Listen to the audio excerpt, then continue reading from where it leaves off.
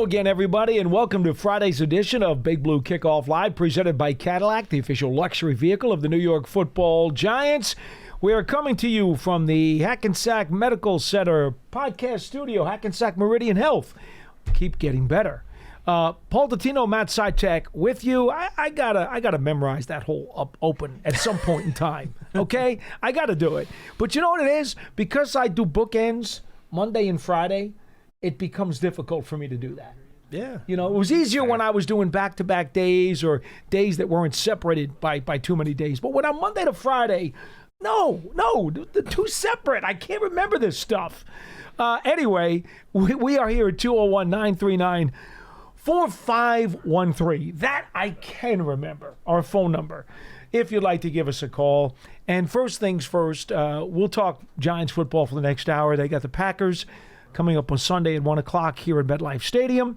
But first things first, we do know that the Giants had a bunch of guys not working today. And, you know, Mike Kafka said we'll get the status report this afternoon, but the list, a little bit concerning. We know that Jackson Dart's still in the protocol. Golston, Neal, Slayton, and Thibodeau not working today. Okereke is going to try to do some stuff. He told me yesterday in the locker room his shoulder was feeling better. He planned to practice today. He thinks the arrow's pointing up for the game. That remains to be seen. And Paulson Adebo is a go. That's a big deal because they haven't had him for the last couple of weeks, and that cornerback room has been thin, Matt. Yeah, getting Paulson Adebo back is a massive boost for the whole defense, especially the secondary. Flott came back last week. You know, he had missed the one game because of the concussion. Having both of them back, that should obviously be very beneficial to the entire defense. You know, the Packers don't really have that number one wide receiver that a lot of teams that the Giants have faced this season do have. Jordan Love kind of spreads the ball around, even more so now that Tucker Kraft is done for the year. I guess Romeo Doubs would be. Yeah. He is their leading receiver, but he's not, you know, that bona fide stud number one receiver that we've seen the Giants face in recent weeks from some other teams. So it's definitely good to get Adebo back this week. Kafka would not officially announce, you know, any of those injuries that you just said, the guys that were missing practice as, you know, out or questionable or whatever, but he did make it seem like the guys that have been DNP all week are likely going to be ruled out. And the big names involved in that, I would say, obviously we already knew Jackson. He basically ruled Jackson out on Wednesday, the first time he spoke to the media. So no surprise there. But the two big ones I thought were Darius Slayton and Kayvon Thibodeau.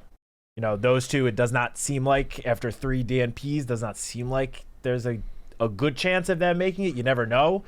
But it seems like those two are headed towards being ruled out. And then the other one, he said Tyler Nubin was doubtful for Sunday. That is another kind of big one. You know, Giants just got Javon Holland back, and now it seems like Tyler Nubin is going to miss at least one game. Luckily, Dane Belton is there. Will step up, have another big role in the secondary.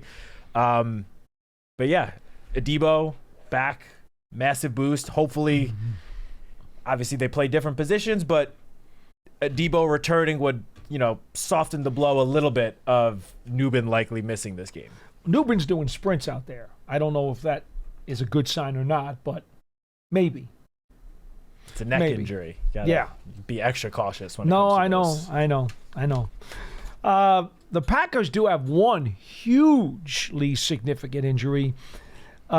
Jenkins, their starting center, 2-time Pro Bowl pick, who's very good at pass protection. He injured his leg last week. He is definitely not playing. We already know that. The Packers have already announced he has a significant injury.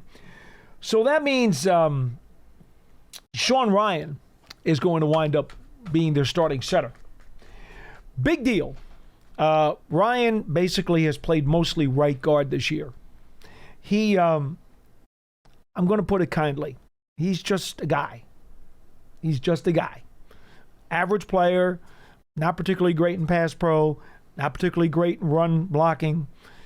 You know, Josh Jacobs, I'm sure, would rather have his Pro Bowl center in front of him as he tries to plow through the Giants defense. We'll see if this makes much of a difference or not. But that is a significant injury from the Packers side that is fresh, that is new. They've got a few other guys who've been hurt. But that one's a big deal, especially for Jacobs, who has run for over 600 yards, although less than 4 yards a carry. The thing about him is he's incredibly efficient, as we were talking about Cam Scatterboo when he came out of college, near the goal line. He has run for at least one touchdown in each of the Packers games, except one. He has had a rushing touchdown in 6 straight. You get near the goal line, Josh Jacobs is not going to let you settle for 3. He will get it past the goal line. He will get it into the end zone. So, without a starting center, maybe things change. I don't know. But that's significant because Love has not thrown a touchdown pass in the last 2 games. Their offense has been sputtering. They had a trouble in a 10-7 loss to Philly at home last week. The week before that, they had trouble in losing to the Carolina Panthers at home. People are really ticked off with their offense right now, and that's because their receiving core is banged up more than anything else. But now they've lost their starting center. So I don't want to just come right out and say that it's a beatable team, especially with their terrific defense. And I mean terrific defense. But this is not the Packer team that we thought they might be bringing to MetLife Stadium a month ago. No, definitely not. One thing I will say is the receiving core is actually a lot healthier now than it was just a couple of weeks ago. The only notable receiver, gimpy, though. The only notable receiver that will not be suiting up this weekend is Jaden Reed, who broke his collarbone, I believe, in the season opener, all the way back in week 1. But Christian Watson is back. Dontavian Wicks is back. Romeo Doubs did suffer a chest injury in the Monday night loss to the Eagles, but he's been a full participant in practice this week, so he's obviously good to go. Matthew Golden apparently he did not play on Monday night, but apparently was very close to suiting up for that game. I would think that puts him on the better side of questionable for this game. He's been limited this week. So, yeah, you're right that, looking at the injury report, they have 5 different wide receivers listed, but they're all limited. So I do think all 5 of them will play. I mean, then we're also Dobbs, but Dobbs has been full. So, yeah, this offense is an offense that wants to run the football first and foremost. Yeah. 100% with Josh Jacobs. You touched on it. He has not been the most efficient this year with his 3.8 average yards per carry. But when they get anywhere remotely close to the goal line, you know that the ball is getting fed to Josh Jacobs. And, they could give it to him. If they're inside the 10-yard line, they could give it to him 4 times in a row. I would not be surprised to see that at all come Sunday. No. Why wouldn't you? 11 rushing touchdowns, second most in the NFL. He's been great in terms of punching the ball in. He's 3 games with multiple touchdowns. It's only 9 games into the season because the Packers have had their bye. He's only 4 touchdowns short of his career high, which he set last year with 15, which is a crazy amount of touchdowns. He's already got 11 in 9 games. So, and the Packers do rank in the top 10 in rushing attempts, while, again, the efficiency hasn't quite been there, but that hasn't stopped them from just continuously feeding Josh Jacobs the ball. They're going to do that again on Sunday. I do think that they will at least attempt to get Jordan Love going because of the struggles that you mentioned. I mean, 2 straight games without a touchdown pass is not good for any quarterback, but especially a quarterback of a team that, has Super Bowl aspirations this year. So I do think they're going to at least attempt to get him going. But with, again, with Adebo back, with, I guess, everyone but Nubin now healthy in the secondary, it's not going to be, hopefully not be just like a cakewalk matchup for Jordan Love. I mean, especially if the front can get pressure. I know we say this just about every single week. I know. Against every quarterback the Giants are facing. But Jordan Love's splits are significantly different when he's under pressure and when he's not under pressure. When Correct. he's not under pressure, that is when he's had basically all of his production passing this season. His numbers drop so significantly when the other team can get pressure on him. So again, we say it every week, and it's going to be a little tougher with Kayvon likely out. But Brian Burns, Abdul Carter, Dexter Lawrence, like, giddy up. It's time to go. Now, the criticism out in Green Bay, people are not very happy with this team at 5-3-1. Let me make that clear, especially after the last 2 home losses. The criticism out in Green Bay is that Matt LaFleur is actually relying too heavily on the run game because, as you mentioned, Love is very erratic when people get after him. And so they don't want him misfiring and having those accuracy issues that could derail their offense. They also are having a lot of trouble with their kicking situation.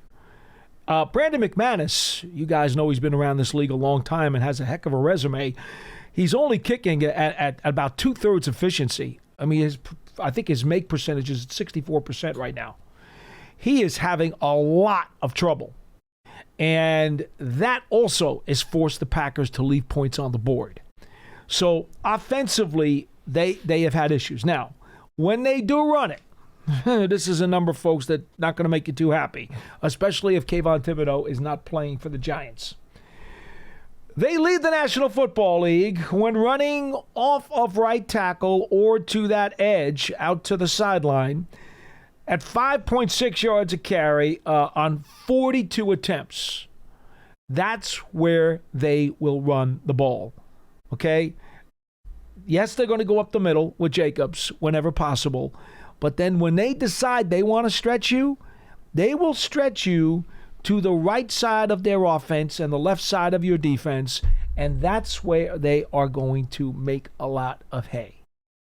And the Giants right now don't have a linebacking core that I would consider very stout against the run. I was going to say that would be then Abdul Carter, his edge, because Brian Burns primarily lines up on the right side. But given all the injuries the Giants have at linebacker, when the Giants have had linebacker injuries earlier this year, we saw Abdul get at least some playing time at linebacker. Inside. Yeah. So now with Kayvon likely out and the injuries to the linebacker position, you can't have him play both. No. I don't know where. I would assume he will still primarily line up on the edge more than he will at middle linebacker, I would think. I saw Carl Banks at lunch, and I asked him if he was ready to play this week. He said no.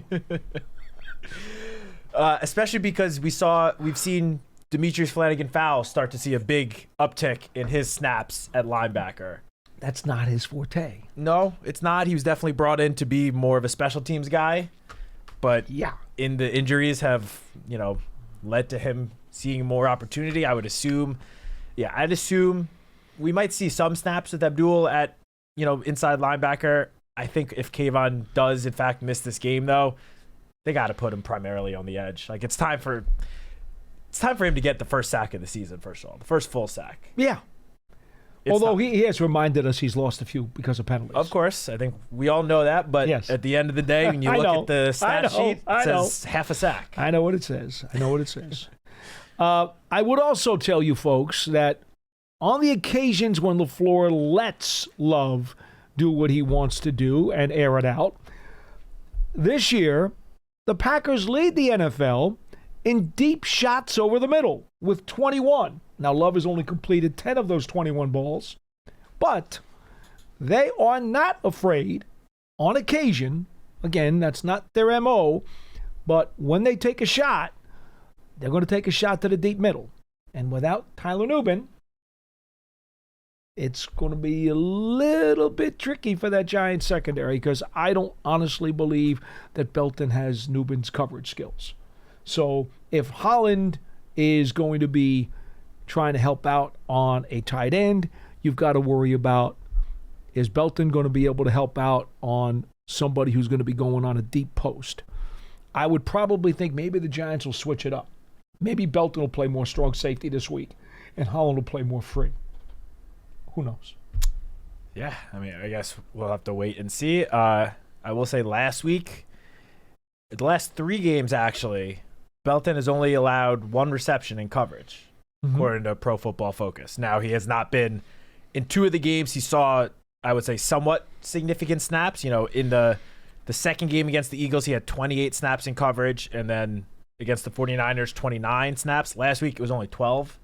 Right. But nonetheless, 1 reception in coverage. I think we'd all sign up for that. If you could, as long as it's not a 65-yard touchdown. Yeah, of course. Okay. Of course.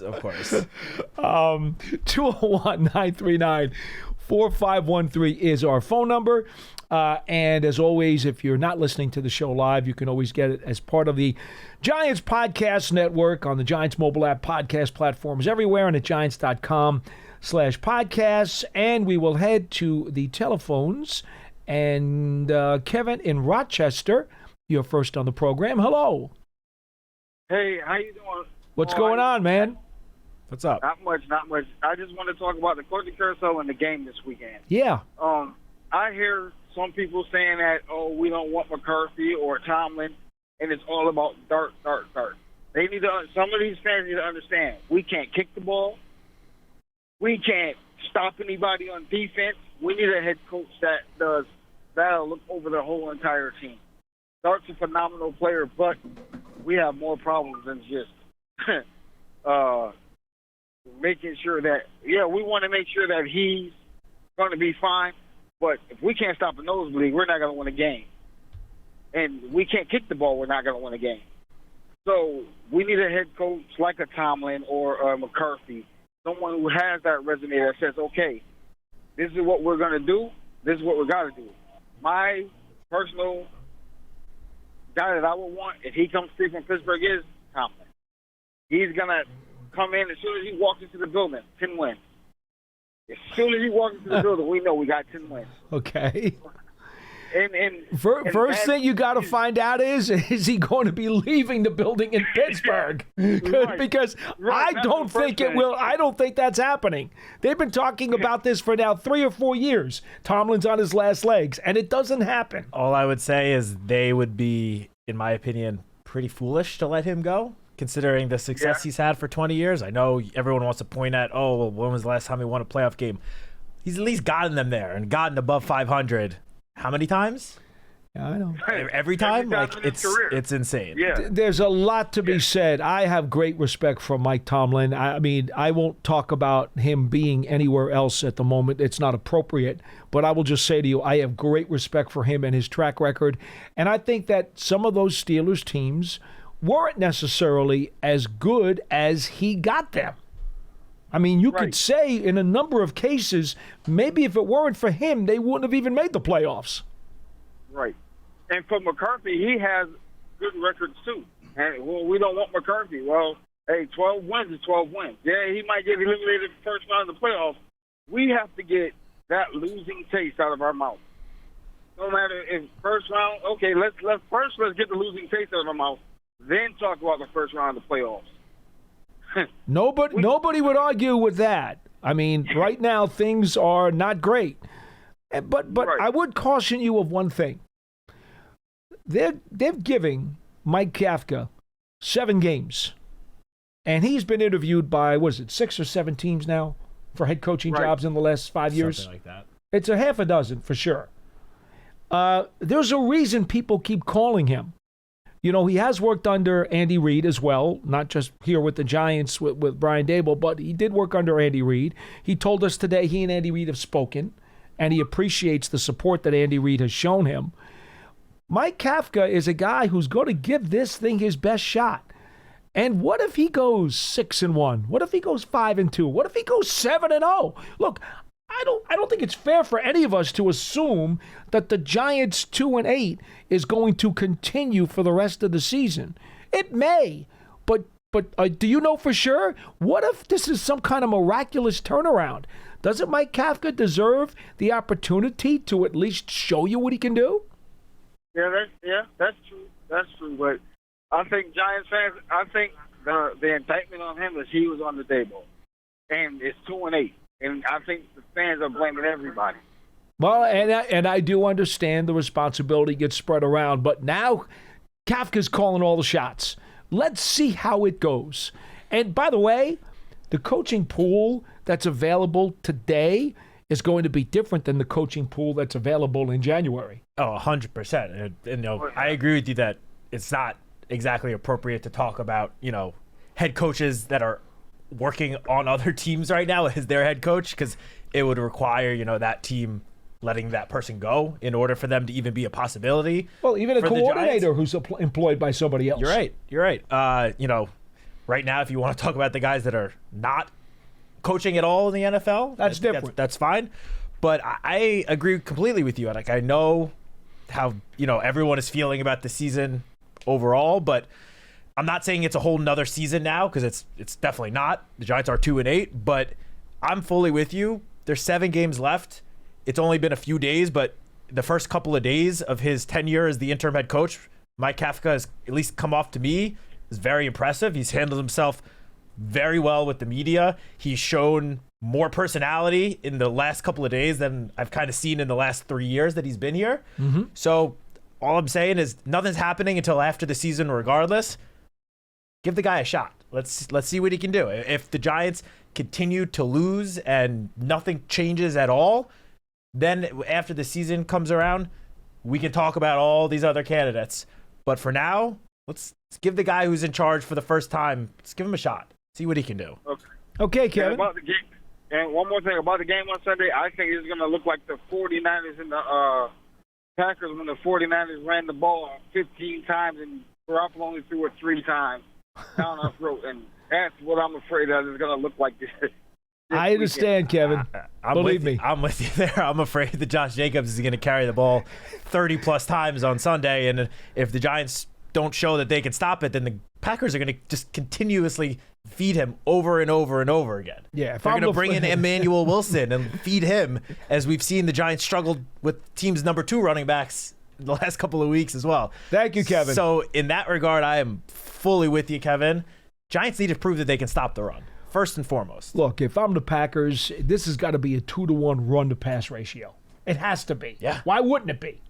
They've already been going that way with Jordan Love. And that's without going up against. Why would you change it against the Giants D that, by the way, is short on linebackers? I'm with you. Anyway. By the way, we do just have a quick Packers injury update. One of their beat reporters, who is this? Dominique Yates, has said that Lucas Van Ness, the defensive lineman, and Matthew Golden are both good to go, as is Christian Watson. No surprise there. Nate Hobbs, the cornerback, is out. And then in this, the reporter said Aaron Banks is currently staying inside, hasn't been on the injury report, so it could just be a rest day. It could be nothing, but at least right now, he's not at practice. Yeah, Van Ness, they've got this new cheetah package, is what the Packers call it. It's a pass rush package. I don't know why they came up with cheetah, but that's what it is. And they use Van Ness as a pass-rushing defensive tackle in that formation with Gary and Parsons on the outside. They view it similarly to what the Giants have with their 3 pass rushers of Thibodeau and Carter and Burns.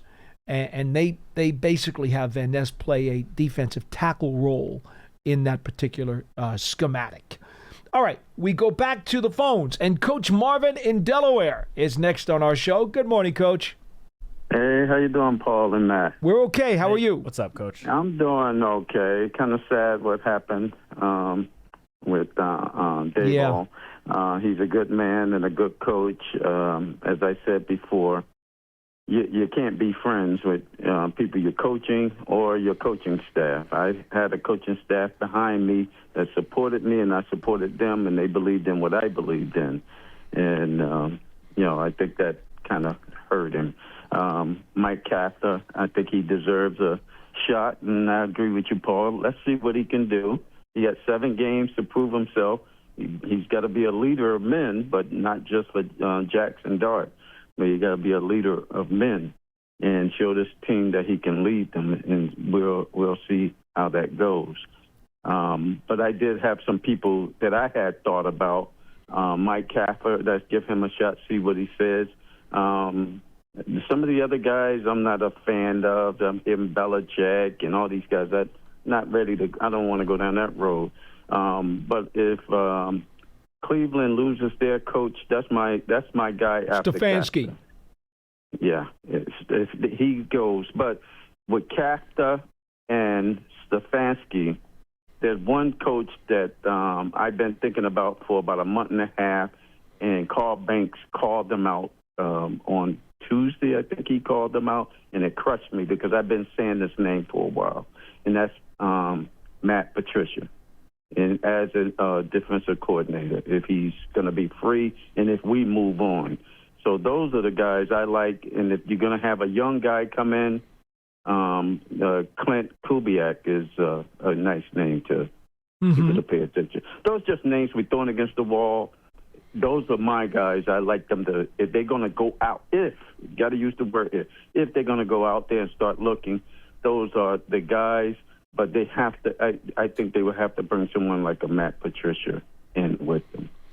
Coach, the problem with this whole thing is that whatever they decide to do, the first issue that must be solved is how do they want to approach the head coaching job? Is that a CEO, or is that a more offensive-minded guy or a more defensive-minded guy? Is that somebody who is going to have previous NFL head coaching experience? Or is it possible that he could be another coordinator who gets his first head coaching job? Could it possibly be, if they go outside, that it's a guy who has kicked butt at the college level? I mean, that's all got to be figured out before people even throw out any names. Yeah, exactly. I'm with you. I feel pretty confident in saying I feel like whoever it is that ends up being head coach will have some coaching experience, some head coach experience, whether it is at the college level or the NFL level. I would think so too, and of course Kafka's going to get that now. Yeah, just based off of honestly, the last 4 head coaches were all new first-time head coaches, and none really worked. So, I also think I wouldn't be surprised if at least one of the coordinators also ends up having some previous head coaching experience. I think they're going to emphasize the experience part. And again, we don't know what's going to happen. It's November 14th, and a lot can change between now and January 5th? But I think the leader of men is going to be one of the top priorities. That has to be the top. It has to be somebody that can bring some authority into this organization and call the shots. And these guys that go through a wall for. It can't be a guy that just kind of like just in for the offense and not really into the defense, or into the defense and not in it for the offense, unless they're going to bring a really a good coordinator on either side of the ball to help them out. But you're going to have to be a leader of men and get them to follow you. It can't be, this guy that he likes certain guys, or trying to be a nice guy and make the guys like him. And I think that's where you lose your discipline on those teams. I think you can't be friends. You can't be friends with them. But before I go, I wanted to say 15 seconds. I have a kid that I've been following. He plays at St. Mark's High School here in Delaware, and he's got a playoff game today I'm going to see. His name is Teron Tippins Jr., outstanding freshman. So proud of him. Last week he threw 3 touchdown passes, and he's playing against the number 2 team today. So I'd like to wish him luck on the show. All right, Coach. Appreciate it as always. Right, enjoy the game. Take care. Thank you, Coach. Also, I made one mistake. Pat Shurmur did have previous coaching experience with the Browns. A cup of coffee, which didn't go well. It did not go well in those 2 seasons. It's interesting. I was thinking about this yesterday. Actually, on Wednesday, I thought about it. The Giants have been through 9 head coaches during my 43 years of covering the team, and I'm not counting Spagnuolo or Kafka as interims. 9. Here's the interesting part, and I think you'll find this rather, maybe just interesting. Of the 9 guys, the one who was hired to be head coach with the most impressive resume was Dan Reeves. He came in with Super Bowl appearances with the Denver Broncos. He got the Giants to 1 playoff in his first season, and then things went downhill the last 3 of his tenure here, and he was gone. Now, I tend to agree with you. I think it was probably be to my preference that the next guy has some NFL head coaching experience. Ironically, Bill Parcells had no head coaching experience. Tom Coughlin had no head coaching experience other than Boston College. It was not in the NFL. It was in the NCAA ranks. And even Jim Fossil, who led the Giants to a Super Bowl, had no head coaching experience. But Coughlin did coach the Jaguars for a good stretch before the Giants. You're right. Sorry, not to. No. You're right. I was thinking of him as GM president. He was also coach at the same time. You're absolutely right.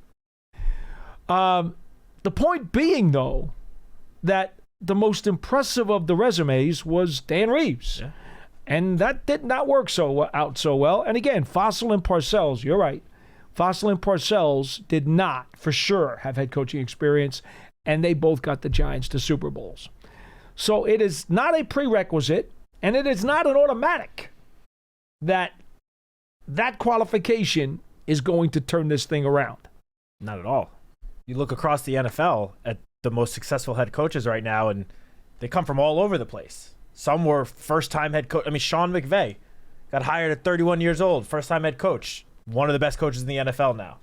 And that was just one example. There are several examples I could give of first-time head coaches that are successful right now. And then there are also guys that were not first-time head coaches that got hired into their current jobs and have established themselves now in their second tenure as among the best coaches in the NFL. This is so difficult. I mean, just setting the parameter of qualifications in itself is a puzzle. I mean, look at John Harbaugh. He was a special teams guy. Yeah. Nobody in their right mind would have thought that he would have gone on to have well over a decade of great success. Yeah, that's why, I say my personal preference would be to get someone that does have some head coaching experience, but it's by no means like a necessity. Because as we've seen, there's just so many different ways that you could find a good coach in the NFL these days. It's not one path the Giants have to take. They need to just find the candidate that is the best fit for them, for this team, for this current team, for this organization, the front office. Everything's got to mesh together. That's why I say it doesn't have to be a guy that has just NFL head coaching experience. There are guys that are head coaches that have been a head coach at the college level that I think can and will be considered, come the end of the season. So there have been guys who've done both. Exactly. There's no one correct path to take. The Giants are going to have to walk down a whole plethora of paths and routes, and then figure out who they feel comfortable with, who's their guy. We go back to the phones. Taylor in Alabama, you are next on the program. Hello. Hey, guys. So glad I'm able to call in. I'm in Central Time, so it's kind of hard to catch you guys live at times. That's okay. We're glad you called. Appreciate your call today. Thanks. Want to run something by you guys. I kind of just thought about it while listening to you guys live today. And this is kind of in the preference that I don't know how Debo and Flauta are doing injury-wise, but they're both playing, and our linebacker core is kind of depleted at the time. If we're going to put either Bellin or – sorry, I'm blanking on the safety right now. Belton and Holland are the two safeties who will start. If we're going to play them a little closer, kind of in that either star role, a little closer to the line, what if we put Banks as a safety kind of in the backfield? And that's only because is that he's always in the right position. He's just a little handsy and get penalties. He also hasn't tackled very well, though. And if you have a safety that does not tackle well, you're asking for big plays. I understand that, but I also feel like if you're at the point where your guys are kind of getting beat in the third line anyways, and the safety's the only one back there at the time, you're kind of asking for trouble anyway when that's the last line of defense. I feel like if he's a little better at the zone coverage, I feel like that might work if you have to play one of the other safeties downhill, if that makes sense. And I'll take that off the air. Thank you, guys. Thanks for the call. Thank you for the call, Taylor. My hesitation there would just be it's not been the best season for Deonte Banks this year, and he's only taken one snap at safety all season. He had one snap at free safety, in week 4 against the Chargers. Other than that, he has not played a single snap there all year. And he's only had 3 snaps at the safety position his entire NFL career. So if the guy who's been a corner is, his whole life, or at least the last however many 6 years going back to college, has now struggled to play his primary position, now to try switching it up more than halfway through a season, throwing him in a position that he just is not comfortable and has not played at all in, I just think that would be a pretty risky move. Yeah. And one that, could backfire pretty bad. If there's one, as you said, the safety's sort of the last line of defense. You miss a tackle and 8-yard slant route is all of a sudden going 75 yards to the house. It's a shame because he is such a physically gifted player, and he does like to play physical football. But what we've seen over these last 2 seasons, as his play has been inconsistent at best and deteriorating at worst, we have seen that he doesn't seem to be the tackler that he was when he was a rookie. Now, I personally believe Tay Banks needs an offseason to clean his head out and to get himself square. I really do. I'm not going to give up on him. The talent is too high a level for me to give up on Tay Banks. He has a 4th year on his contract, which will come up in 2026. And I think you clean out his head during the offseason and you give him a chance to start fresh. I would hope, I don't know this, but based on the skill set, I'm going to put a lot of hope that he gets himself right and he becomes the player that the Giants drafted.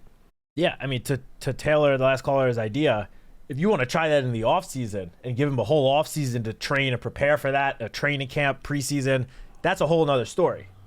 But I just don't think doing it in the middle of a season would be the right move. I feel like that would be putting a lot on Deontay's plate, and he's already, had his struggles this year playing the position that he's used to playing. I can't imagine it's going to go significantly better trying him out at a new position in Week 11. All right. Giants take on the Packers Sunday at MetLife Stadium. For ticket information, go to giants.com/tickets. I'm sure there are still some available. Also, the Giants TV app is the official connected streaming app. It is free on Apple TV, Roku, Amazon Fire TV, and the Giants mobile app. And then, of course, as always, we invite you guys to click on the Giants Huddle, the program that has all kinds of Giants interviews and interviews with other NFL dignitaries, long-form interviews. Matt, I'm not sure what we have up there today. Do you know offhand? Yes. Actually, we just posted a little bit before we came on air Mike Kafka's first sit-down one-on-one interview with Bob Papa. Okay. That got posted. I believe it's about 15-ish minutes, around there. I haven't even gotten a chance to watch it yet because, again, we posted it We've been here right before we with came you on guys. Air. But it is Mike Kafka's first one-on-one sit-down interview, so I'm sure he will provide some insight into, coaching philosophies. It's more of at least some of it, I would assume. Pearson, you produced it.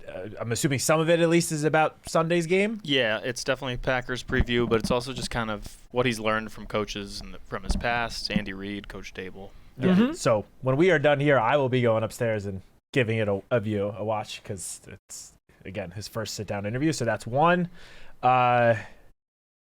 Who is the game preview this week? Devin Singletary. Yeah, we'll have Devin up later this afternoon. Good stuff. All right, folks. So check out the Giants Huddle on all of your favorite podcast platforms. We go back to the phones. Ronnie in, I guess that's Savannah, Georgia. Hello. Yes, that is. Hey, how you doing? Okay, how are you? Ronnie? Good. Hey, listen, tell me if I have some issues. My boy Jackson Dart, I'm going to miss that dude, man. He has just... They didn't trade him. It's okay. It's okay. He'll be back soon. I'm with Ronnie. I'm going to miss him this weekend as well. Yes, he just does something, man. He electrifies the room. He's adding another dimension, for the Giants fans. We're all excited. I'm sorry to see him hurt, but I'm going to miss that dude this week for sure. I haven't anointed him yet as our franchise quarterback, but I'm pretty close. That's one. The second thing is the state of the Giants. I'm happy for Jameis that he's going to get an opportunity to start. I think that's big. Maybe he will electrify whatever crowd that we have there as Giants fans, but I'm looking forward to seeing him on Sunday.